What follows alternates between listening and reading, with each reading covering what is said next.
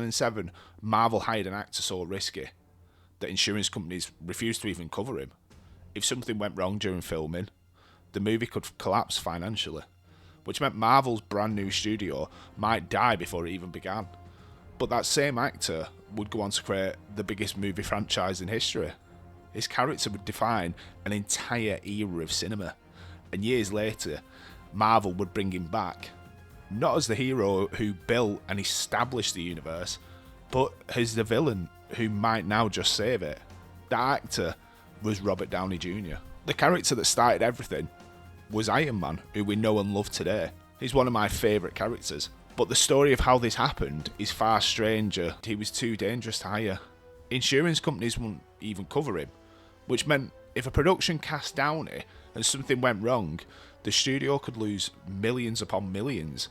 So when Marvel suggested him for Iron Man, most executives thought the same thing. They thought, absolutely not, we're not hiring him. But one person refused to give up. That was the director, John. John believed that Downey was the only actor who could play Tony Stark, because Tony Stark wasn't supposed to be a traditional hero.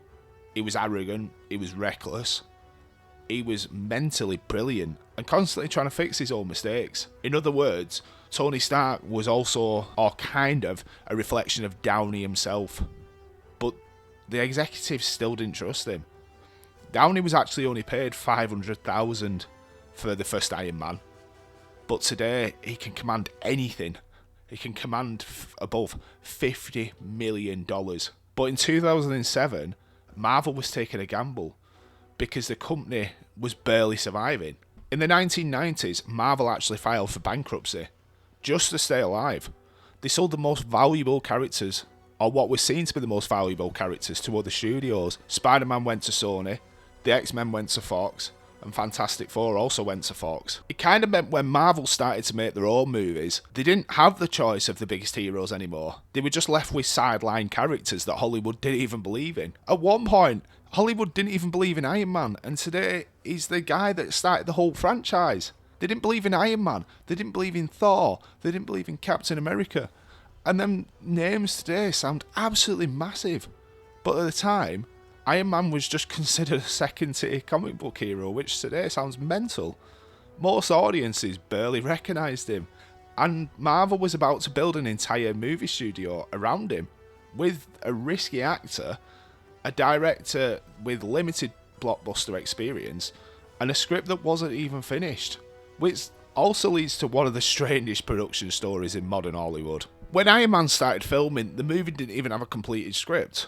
The scenes were completely rewritten. Sometimes they'd turn up for filming, and actors would show up on set, and the dialogue would have completely changed from the day before. Jeff Bridges, who played the antagonist in the film, described the production as a whole $140 million student film, which sounds crazy, because nobody knew exactly how the movie would work yet. So Robert Downey Jr. just started improvising. A lot. The scenes where we see him eating blueberries and snacks, that's just because he felt hungry on set. That wasn't what he was meant to be doing. He just fancied a snack. Many of Tony Stark's memorable lines weren't even written. They were just invented on the moment, which is why Tony Stark felt really different from other superheroes, because he wasn't a perfect symbol. He felt human. It was messy. It was cocky. He was funny. And audiences immediately connected with him. Everyone saw a little bit of themselves in Tony Stark. But at that moment is what truly changed Marvel's future. It happened after the movie ended. When Iron Man released in 2008, it was a huge success. Far bigger than anyone had even imagined. But Marvel had one more idea. After the credits finished rolling, Nick Fury shows up in Tony Stark's house and says a single sentence. A sentence that would define the whole MCU. And he said, "I'm here to talk about the Avengers Initiative." And that scene lasts less than a minute. Introduced a revolutionary concept. What if every superhero was connected? Suddenly the Marvel wasn't just about making individual films. Tony Stark became the character that audiences cared about the most.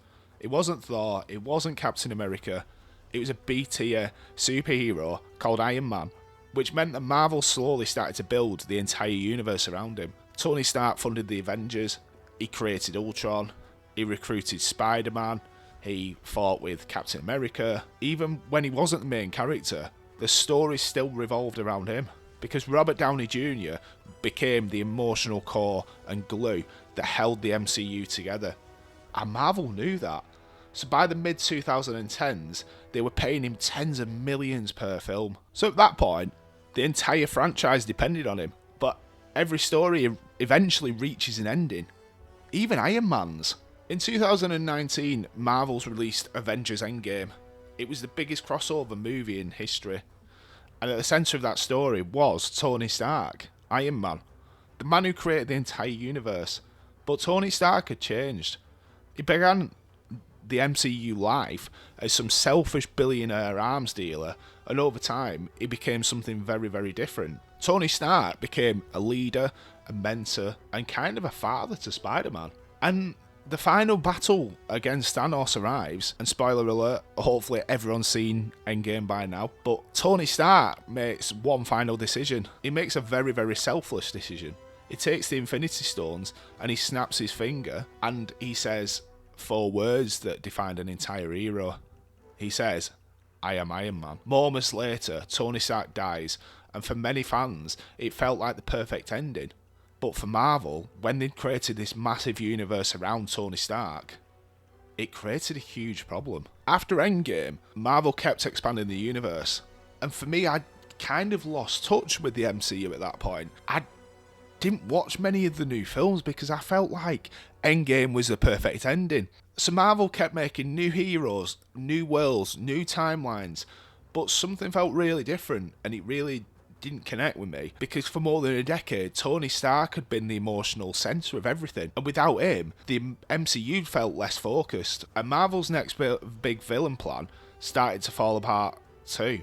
The next saga was supposed to revolve around Kang the Conqueror, someone who would bring interest and a sense of danger to the MCU, because for a long time Thanos was that massive danger, and the guy that was meant to replace Thanos, he struggled to connect with audiences, and then came the legal controversy surrounding the actor, and it created even more uncertainty. And then Marvel had a huge problem. Their entire storyline was about to collapse, so the studio started to look for something more powerful, something that could instantly reignite excitement. And at that point, when the MCU was struggling and films were not doing as well and making as much money as they previously had, that's when a familiar name who started the franchise returned, and that's when his name started cropping up. This is when we got the trailer of the chairs, the actors on them, and we got the face reveal at one of the Comic-Cons where Robert Downey Jr. takes the mask off and reveals himself to be Doctor Doom. And then Marvel formally announced that Robert Downey Jr. would be returning to the MCU, but not as Tony Stark, but as Doctor Doom. One of Marvel's most iconic villains is a genius scientist, a ruthless reader, and the greatest enemy of the Fantastic Four. But the same actor who defined Marvel's greatest hero is now playing Marvel's greatest villains. And suddenly the internet exploded with theories. Is Doctor Doom a Tony Stark variant? Is this some weird multiverse twist? Or did Marvel simply realise something important? Because Robert Downey Jr. isn't just an actor in the MCU. He's the entire reason why the MCU started and is still around today. Without Iron Man, the MCU, which I personally absolutely love, might never have happened. Without Tony Stark, the Avengers might not have ever assembled, because Robert Downey Jr. has been the biggest name in the movie franchise history. And now, years after Tony Stark's death, Marvel is bringing him back. But this time he won't be the hero. He'll be the villain trying to destroy everything.